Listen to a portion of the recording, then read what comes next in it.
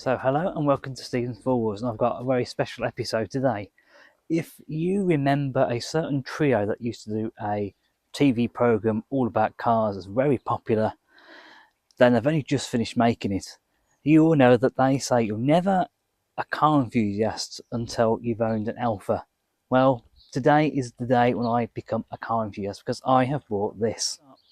So what exactly have I bought? Well, this is a 2006 and 06 plate Brera 2.2 JTS, which sounds like a boy band. So I think it was a JLS, wasn't it, the boy band many years ago? SV, which apparently, according to Wikipedia, did an SV, which meant sky view. This one has got the glass roof in it, so I don't know if that's true or not. I don't know that much about Alphas, to be honest, so it can be a voyage of discovery as much as it is for me. You probably know more about Alphas than I do. So we'll get a few facts and figures for it, first of all. So underneath the bonnet, we've got a 2.2 4-cylinder 185 horsepower, 0 to 60 in 8.6 seconds, which doesn't sound particularly quick, but this car does feel very quick to drive, and we're going to go out for a drive in it a little bit. Top speed of 138 miles an hour, and for those of us who are interested in boring stuff like MPG, about 30.1 MPG, the combined cycle, the official figure for that. Now, the Brera itself was made from 2005 to 2010, so this one's a relatively early car.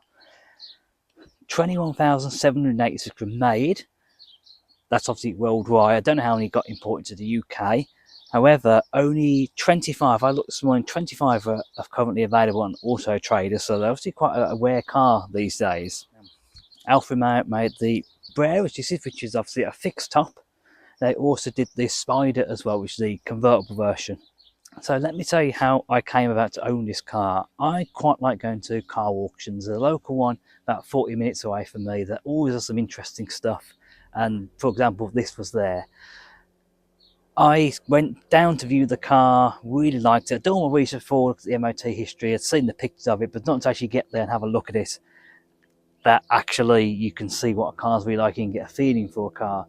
So I went down, looked at this, really liked it. I thought, it's almost too nice almost. There's a few little bits and pieces which we'll come on to in a minute and need doing, but it's really nice for the age and the mileage. The mileage of 107,000, quite high for one of these, and the highest I've actually seen.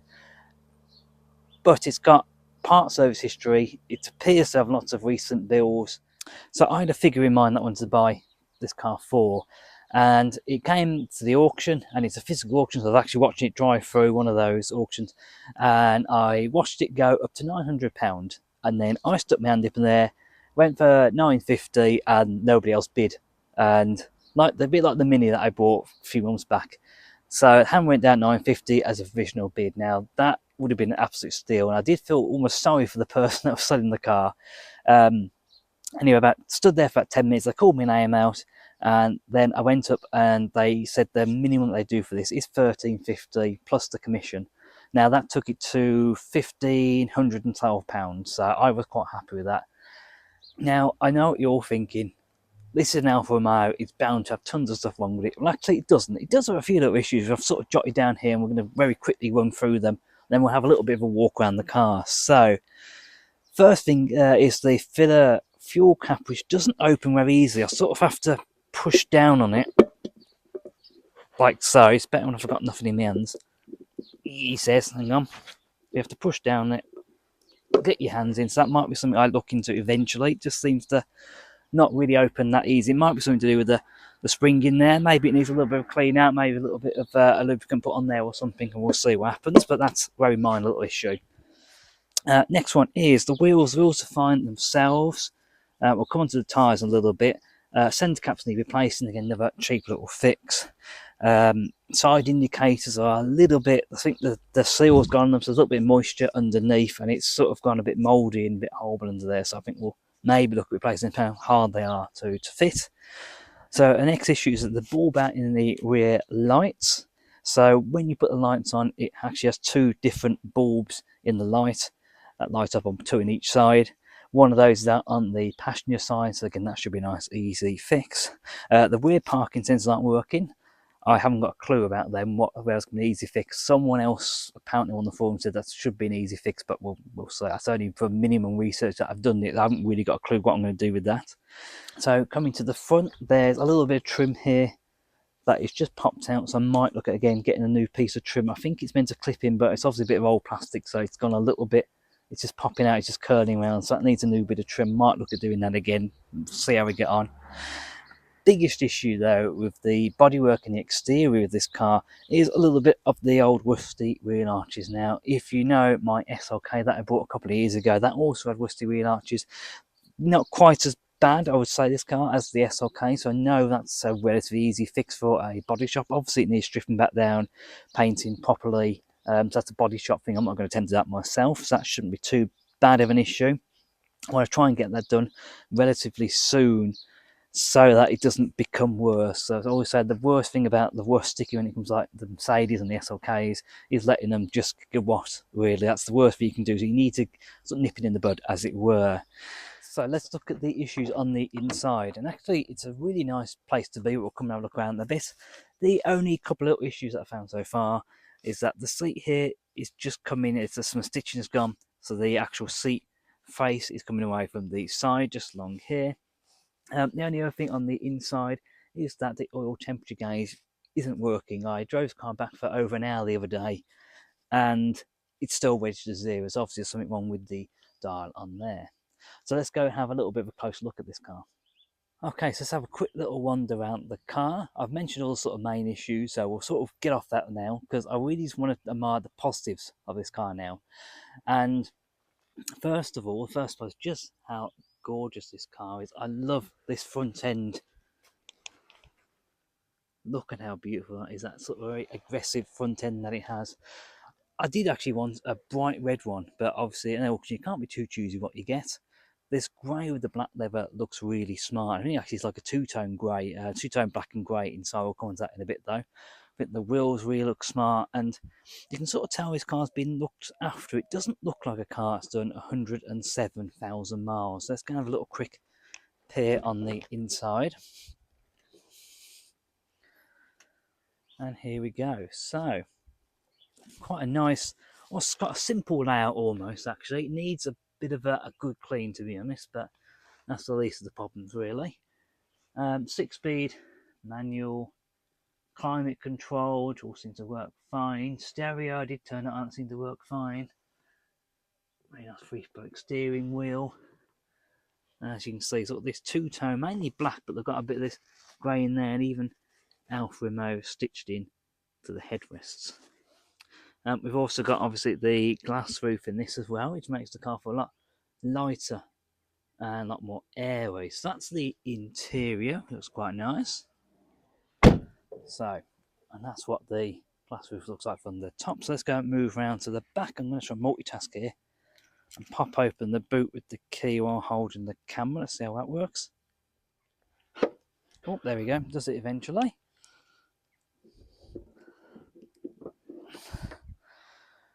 So this is the boot.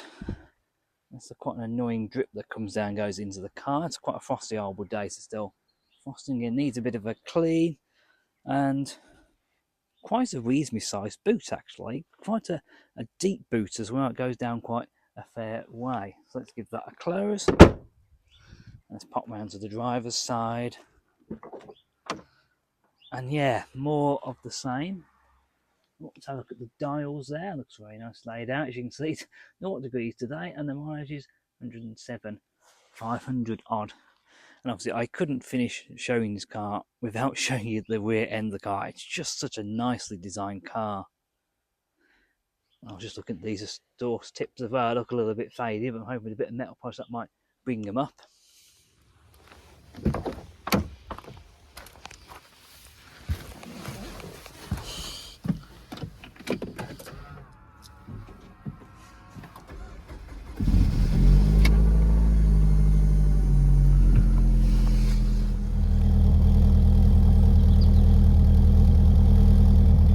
Before we go out, I'd like to point out a slight little issue that I'm having. I don't know if it's just more design of the car, or more that I sit quite close to the wheel. I don't think I sit massively. I do like to touch the wheel, but the in a Mercedes you have something called seatbelt butler, so the door is quite far back and the actual pillar is quite far back with the seatbelt that's mounted to it. And the only way I can do it, I have to literally get all the way around here, get my other arm, and then pull the seatbelt. Minor problem, I know. First world problem, but there we go. A little bit of an issue. I was trying to grab it the other day, and if you ever sort of bad shoulder or bad neck or something, you'd be really would be screwed really. So anyway, first world problem. Let's get out onto the road. So what is this car like to drive? Well, it's almost a bit of Jekyll and Hyde, because I drove this back from the auction the other night. And actually, when you toot along, it just drives like anything else.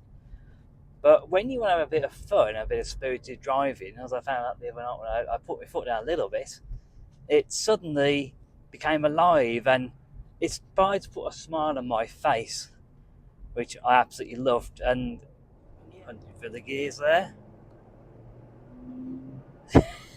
it just puts a smile on my face. It does feel like such a nice car to drive, this one.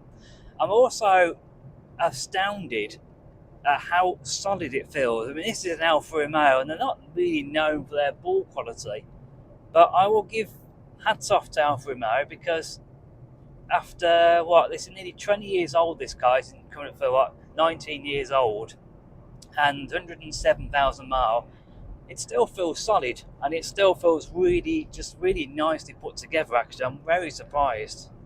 The other thing I've noticed is that there's no mats in the car as well, so I need to get order a set of them as well. Nothing to add to my list, but again, a lot of the stuff is quite minor bits and pieces. So are there any issues while driving? Well, as I've already mentioned, the tyres are really noisy. I mean, the surface around here, they do a lot of that surface dressing, which is little chips on the road surface. I've probably mentioned it in one of my videos. That's quite a noisy, bumpy road surface to go on anyway, but it's extenuated. But anyway, it's made worse by the tyres that are really quite loud. So hopefully I might look again and change, but we'll see how much tread's on. I think they've got an okay amount of tread. I haven't probably measured them yet though, but they seem to be okay all round. So I like the cluster, the instrument cluster. I also like the way these dials are put towards you as well. It's almost slightly slanted, so everything's facing the driver. You can sort of see that this is made to be a driver's car. I don't really care about the passenger. They can access the control if they want to, but we're more worried about the driver. This is what I like about this car. It seems to have a split personality, we mentioned. So at the moment, we're just doing 45. I'm going to change down to 5th. There we go. A little more poke.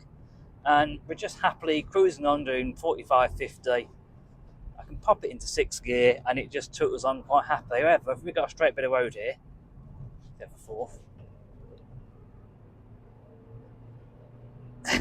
It just seems to pull really well, and it just puts a smile on my face. I'm starting to understand the world of Alfa Romeo. I'm starting to understand why people say that you've got to own one, and even just having a driver one is fantastic. Yeah, I'm getting it. I'm slowly but surely getting it. The shame it's not a bit more of a nicer day, and I could sort of chuck it around a little bit. It is just a little bit too icy really for that, and the risk of ice around.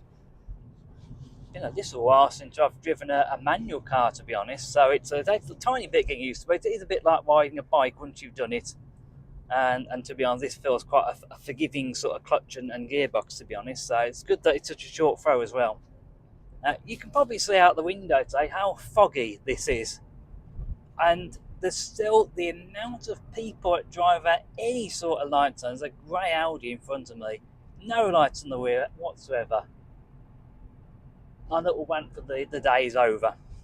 So what do I want to do with this car? Well, first of all, I want to do it up a little bit, address all the issues on there the best that I can, get it out to people that know what they're doing for the bodywork, for example, and then hopefully just enjoy the car for a few months. I don't know if it's going to be a long-term car for me.